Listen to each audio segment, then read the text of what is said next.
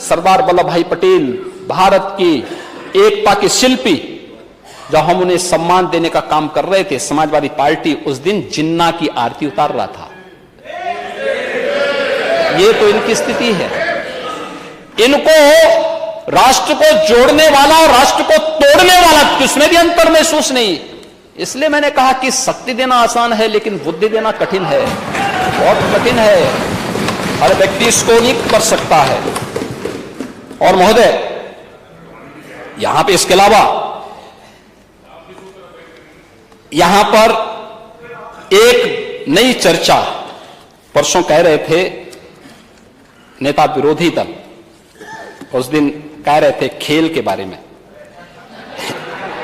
कह रहे थे कि आप अकेले अकेले क्यों कर रहे थे। भाई मैं तो अकेले ही हूं और अकेले ही आया हूं और अकेले ही जाना है।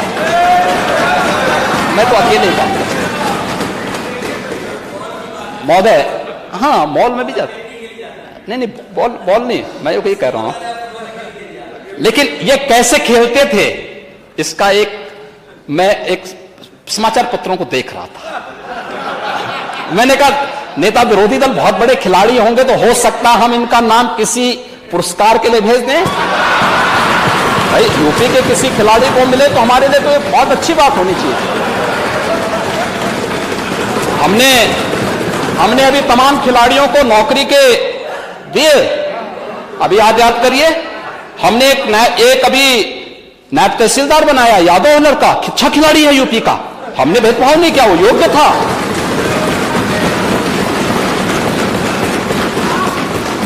हमने ललित उपाध्याय को दिया, ओलंपिक में मेडल जीते थे, हमने डिप्टी एसपी बनाया है।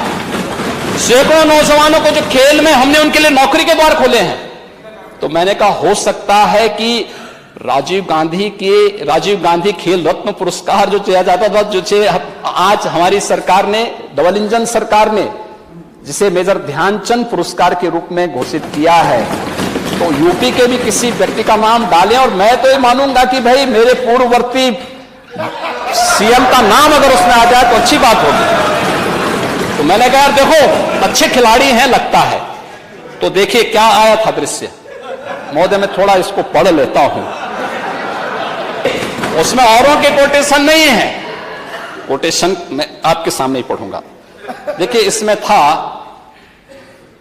कि सीएम के आते ही बरसे रन, ठीक है। 12वें ओवर में सीएम का शॉट सीधे कप्तान आलोक रंजन के हाथ में चिपक गया। ये क्रिकेट खेल रहे हैं, पहली बॉल में कैच आउट हो रहे हैं, लेकिन वहां से कह दिया जाता है कि ये तो नो बॉल है।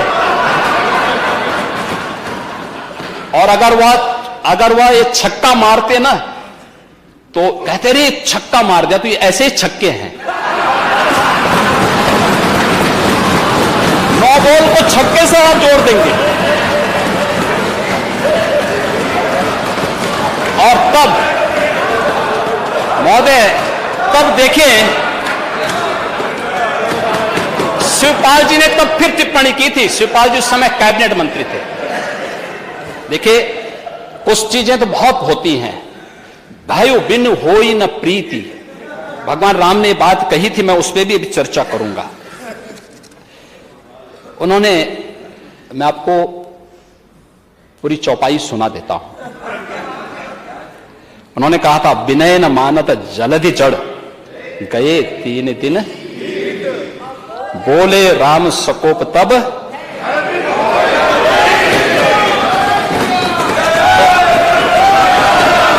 इधर के भय से ही सही, इधर के ही भय से सही, लेकिन कम से कम काका श्री को सम्मान मिलना प्रारंभ हो गया।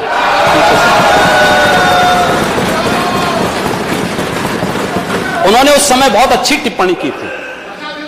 उन्होंने एक बात की थी, देखिए ये तो देखिए ये नवभारत टाइम्स की वो है उस समय की। हाँ, ये है 16 फरवरी 2014। और उस समय उन्होंने कहा था हमेशा अच्छी नीयत से खेलना चाहिए।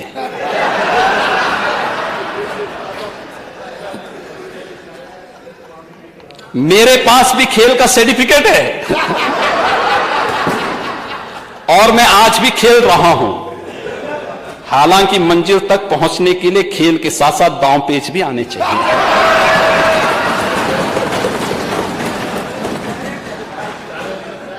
और इनके एक और चाचा जान थे, उनका बयान भी आया, सीएम साहब अच्छी बात है आपको खेलने का वक्त मिल जाता है। आप समझ सकते हैं,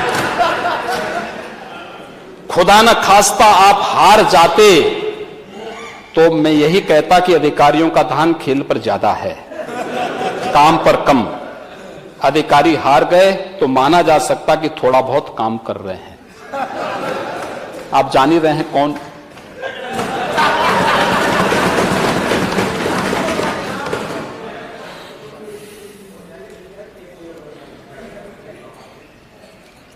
महोदय, ये इनका खेल होता था और ये खेल तो और भी जगह इनके होते थे। बहुत खेल होते थे प्रदेश में, खेल ही खेल तो होते थे।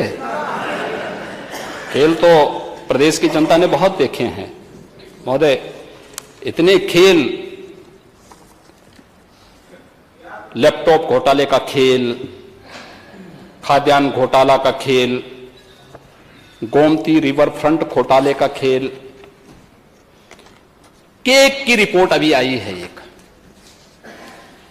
महोदय, एक कार्यकाल का 97,000 करोड़ रुपए के घोटाले का उल्लेख उन्होंने किया है। 97,000 भर्ती घोटाला का खेल भी प्रदेश के अंदर हुआ है। और चयन आयोगों पर हाईकोर्ट की टिप्पणी, भर्तियों में जमकर भ्रष्टाचार और प्रतिभा के साथ छल, यह भी खेल होता था। और मुजफ्फरनगर के दंगे, मथुरा में राम वृक्ष कांड का खेल, और महोदय खन्ना जी के जनपद में एक पत्रकार जोगेंद्र सिंह को जिंदा जला दिया गया था। ये भी तो खेल हो रहा था। नेता विरोधी मुझे थोड़ा